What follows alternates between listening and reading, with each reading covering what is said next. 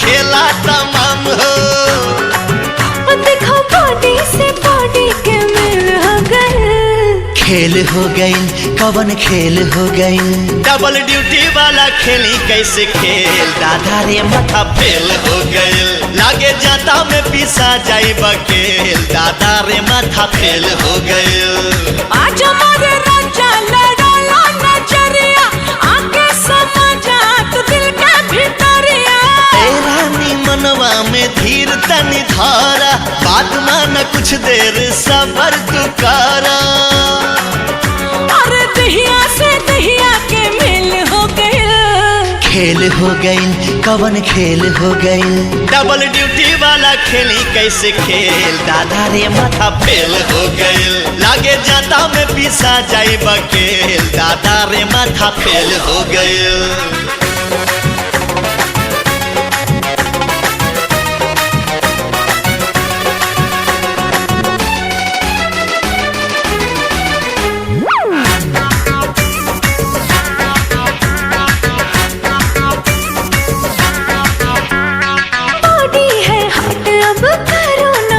जी इंजन मोहब्बत का करो इसे काट जी।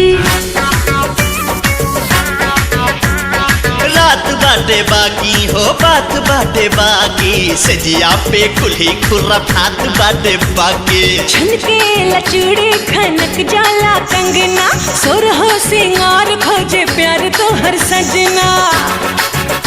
अरे भागला ऐसे जैसे जेल हो गए। खेल हो गई हो कवन खेल हो गई। डबल ड्यूटी वाला खेली कैसे खेल, दादा रे माथा फेल हो गई। लागे जाता में पिसा जाई बकेल, दादा रे माथा रे फेल हो गई।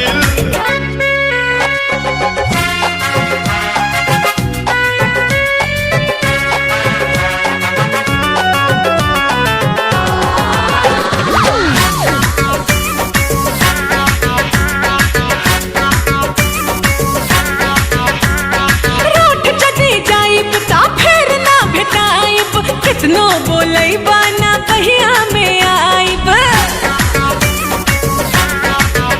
हारू सबूत बहिया में तान ले हब तो होके, किस लेके करवा में बांध ले हब तो होके। ना जाने कैसा तू है हसबैंड, बाहों में आ जाओ कर दो ट्रेंड।